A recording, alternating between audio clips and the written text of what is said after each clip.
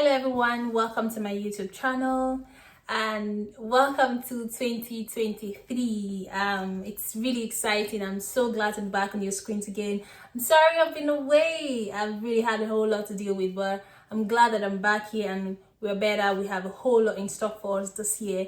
So if you have not really subscribed to my channel, maybe you're stumbling on this video because you're scrolling through YouTube, please click on the subscribe button and like this post as well. Share with your friends and the family, and we have so much to talk about this year. Okay, I can't even imagine that you want any of your friends or your family to miss any of my posts. It's really going to be educated, it's really going to be entertaining, it's really going to be exciting, trust me. So let's get into what we have in stock for today. Today we're going to be talking about yeast infection. Don't feel like this video is just for the females, right? Males also have yeast infections as well. So just stay connected and it's going to be very educative. So we'll be back after this short break.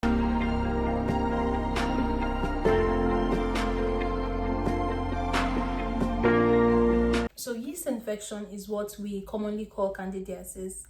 It's a form of infection that is not sexually transmitted. However, it can be linked to oral sex.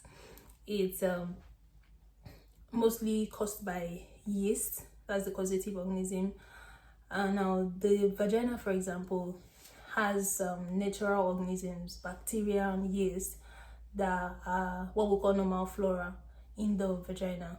Now, lactobacillus, which is a bacteria, works in a way that it regulates the pH level of the vagina. Now, if any activity alters this pH, then yeast can overgrow in the vagina, and then you begin to present with symptoms of itching and painful urination, discharge. It could be discharges that could be colored, it could be thick, it could be white. It could have redness or soreness. You can have pain during sex and even painful urination. And once the yeast overgrows, you begin to present with these symptoms. There could be risk factors that would predispose one to presenting with symptoms of yeast infection. Now, like we talked about before, anything that alters the pH level of the vagina, activities such as douching. Douching is like washing inside of the vagina. Now, I really need us to understand that the body has a way of naturally cleaning itself, that you don't even need to do an extra work of putting your hands inside and washing and cleaning with soap, with some products, feminine products that could be harsh. All these things can kill the useful bacteria and even predispose you to having an overgrowth of yeast. Then you can start presenting with these symptoms. Like we talked about before, oral sex is one of the things as well. Introducing objects like the finger, like doodles that are not clean into the vagina could also cause yeast infection.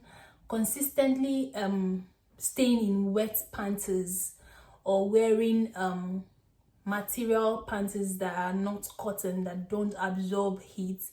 That way your body is consistently moist and wet, so that could also cause it. Now, one important thing I want us to pay attention to is antibiotic abuse. Now, I think I've had a video that I posted before about how the body develops resistance to antibiotics. Now, if you consistently use antibiotics without need, you're not sick, you just, anything happens, you just throw yourself back to taking antibiotic medications. These medications, after a while, could kill the natural organisms, like we talked about the normal flora earlier. It could kill the normal flora of the vagina and mar your ability to fight against invading organisms, and even the ones that are naturally there could be disrupted, and then you become very predisposed to having infections. So that's with the symptoms. So how do you even diagnose yeast? Because you can confuse it with or misunderstand it that it's actually other sexually transmitted infections. So one of the ways, the definitive ways of diagnosing yeast infection is actually taking a sample from the vagina and sending it to laboratory for culture.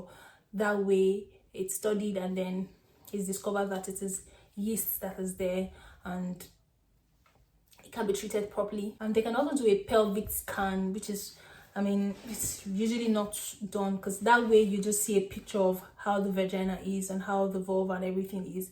So you study the normal and you'd actually detect that the presentation at the moment is different from how it naturally or normally should be. And so let's move over to treatment of yeast infection.